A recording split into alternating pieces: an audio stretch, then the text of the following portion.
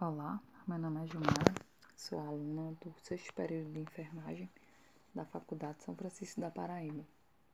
Este trabalho é referente à disciplina de saúde coletiva. O tema que eu irei abordar será a rubéola. A rubéola já era conhecida na antiguidade pelos médicos árabes como uma variedade do sarampo. Médicos alemães foram os primeiros a descrever a doença, denominando inicialmente como sarampo alemão. Manton foi o primeiro a reconhecer que a rubéola era uma doença benigna, até o ano de 1941, quando Norman, um oftalmologista australiano, constatou a sua teratogenicidade.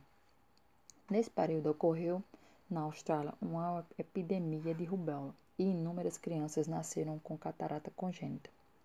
Este oftalmologista estudou detalhadamente 78 recém-nascidos, portadores de defeitos congênitos. A maioria das mães desses recém-nascidos havia tido contato com pessoas com rubéola durante o primeiro ou segundo mês da gravidez. Notou-se também a presença de outras alterações congênitas, como lesões cardíacas e o baixo peso desses bebês. A descoberta desse oftalmologista causou profundo impacto, pois pela primeira vez na origem das malformações não era atribuída somente às alterações genéticas, mas a uma ação de agentes infecciosos sobre o feto. No Brasil, o último caso confirmado em um brasileiro foi registrado em 2008 e de síndrome de rubéola congênita em 2009. Desde então, o Brasil registrou apenas um caso de rubéola importado, o que acontece quando é um viajante que adoece e foi notificado aqui no Brasil. Foi em 2014 que isso aconteceu.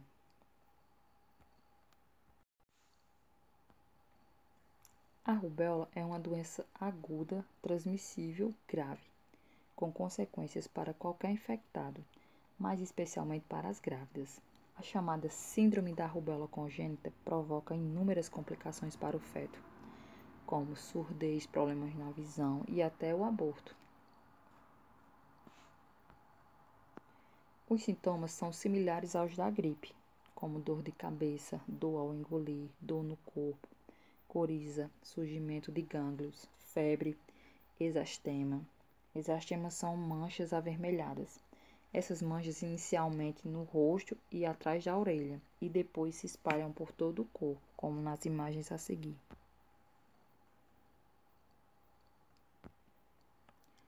O diagnóstico é clínico, laboratorial e epidemiológico. A leucopenia é um achado frequente. O diagnóstico sorológico pode ser realizado através de detecção de anticorpos IgM específicos para a rubéola, desde o início até o 28º dia após a exastema. A presença de exastema indica infecção recente. Como é transmitida? A rubéola é transmitida por contato direto com o indivíduo infectado, por meio das gotículas de secreção da nasofaringe. O indivíduo infectado pode transmitir a doença cerca de 5 dias antes até 5 ou 7 dias após o aparecimento da exastema. O período de incubação é de 12 a 23 dias, uma média de 6 a 17 dias. Na rubéola congênita, o vírus é transmitido por via placentária, de mãe para o feto. A criança com a rubéola congênita pode eliminar o vírus pela urina e secreções nasofarígenas por um período superior a um ano, mas a eliminação é mais frequente nos primeiros meses de vida. Após a viremia materna, ocorre a infecção da placenta, a viremia fetal com consequente infecção de múltiplos órgãos. A malformação geralmente ocorre quando a infecção acomete uma gestante nas primeiras semanas, entre a 8ª e a 12ª semana de gestação. O vírus da rubéola inibe a mitose e aumenta o número de fragmentos cromossomos em culturas de tecidos embrionários e, por isso, os órgãos acometidos ficam hipoplásicos. Observa também presença de necrose celular, processo inflamatório e vasiculite. Uma vez o feto infectado, o vírus persiste por toda a gestação e até cerca de um ano após o nascimento. O vírus da rubéola pode acarretar danos enormes em múltiplos órgãos ainda em desenvolvimento, como sistema nervoso central, coração, sistema auditivo, ocular, entre outros. A forma de prevenir é a vacina, a forma mais eficaz. A vacina é a tríplice viral, ela tanto combate a rubéola como a cachumba e o sarampo. Ela foi implantada gradativamente na rotina infantil entre 1992 e 2000. Desde 98 são realizadas campanhas públicas de vacinação para mulheres em idade férteis e homens.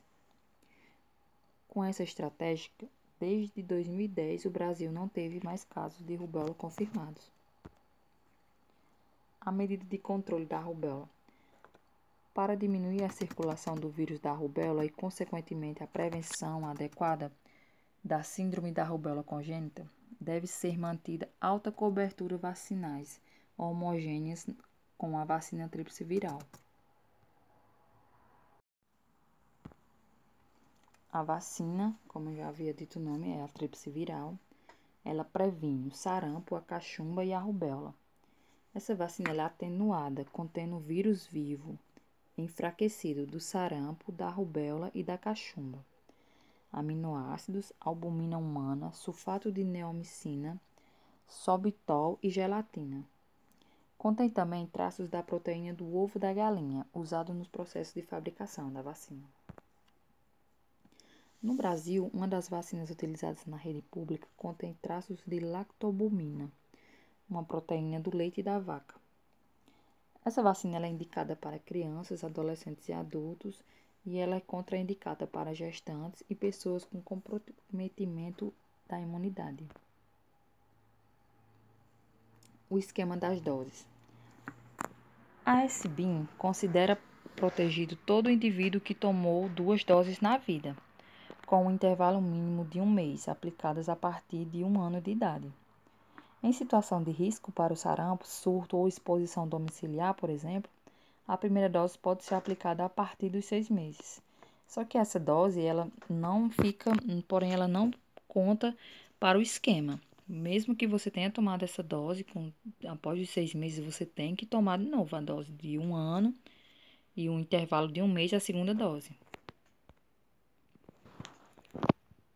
Como a rotina para a criança, a Sociedade Brasileira de Pediatria, a SBP, e a de Imunização, a SBIM, recomenda as 2 doses, uma aos 12 meses e a outra aos 15, podendo ser usada a vacina SCR ou a combinada, que é a tetraviral. Para crianças mais velhas, adolescentes e adultos não vacinados ou sem comprovação de dose aplicadas, a SBIM recomenda 2 doses, com um intervalo de 1 a 2 meses entre as doses. Crianças mais velhas, adolescentes e adultos não vacinados ou sem comprovação de dose aplicada, 2 doses com intervalo de 1 a 2 meses. A via de aplicação dessa vacina é subcutânea e cuidados antes, durante e após a vacina. Pessoas que usam medicamentos imunossupressores, elas devem ser vacinadas pelo menos com 1 mês após a suspensão do uso do medicamento. Pessoas que fazem quimioterapia ou outra medicação que causa imunossupressão, elas só podem ser vacinadas 3 meses após a suspensão do tratamento. E pessoas que receberam transplante de medula óssea só podem ser vacinadas de 12 a 24 meses após a cirurgia. É aconselhável evitar a gravidez após 30 dias após a vacinação. Mas caso a vacinação aconteça inadvertidamente durante a gestação ou a mulher engravide logo após ser vacinada, não é indicada a interrupção da gravidez, pois o risco de problema para o feto é teórico, por tratar-se de uma vacina atenuada. Não há relatos na literatura médica de problemas decorrentes desse tipo de situação. Compressas frias aliviam a reação no local. Sintomas de eventos adversos graves ou persistentes que se prolongam por mais de 24 horas a 72 horas devem ser notificados ao serviço de realização da vacina e investigados para a verificação de outras causas. Nessa foto aqui tem o gráfico da cobertura das vacinas, e da estratégia de controle de incidência anual.